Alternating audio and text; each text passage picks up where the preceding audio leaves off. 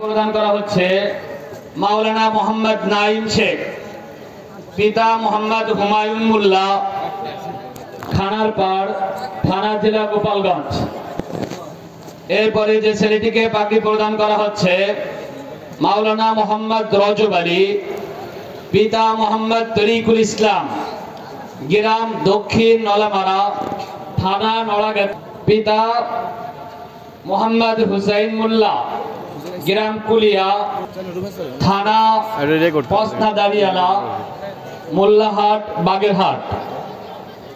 এই 10টা ছেলেকে এবং একই শিক্ষাবর্ষে হেফজ বিভাগ থেকে 4টি ছেলে 30 পারা সম্পূর্ণ পাঠ করা বা খতম করার কারণে তাদেরকে পাগড়ি প্রদান করা হচ্ছে।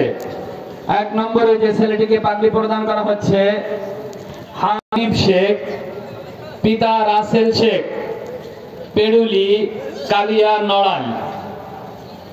2 নম্বরে যে ছেলেটিকে পাগড়ি প্রদান করা হচ্ছে হাফেজ মোহাম্মদ আব্দুল আজিজ, পিতা ফিরদাউস মন্ডল, দেবদুন, নড়াগাতি, কালিয়া, নড়াইল।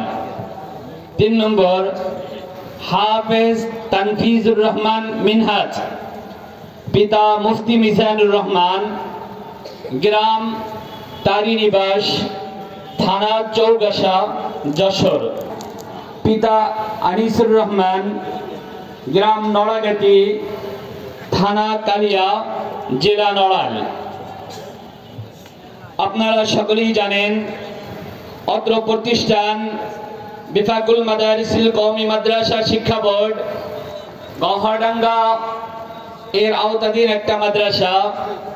গহরডাঙ্গা বিভাগে গত শিক্ষাবর্ষে পরীক্ষায় যে সমস্ত ছেলেরা ইনআমি নম্বর পেয়েছে বা মুমতাজ হয়েছে, অত্র প্রতিষ্ঠানের পক্ষ থেকে প্রতিটি ছাত্রকে 2600 টাকা নগদ ইনাম বা পুরস্কার প্রদান করেছে।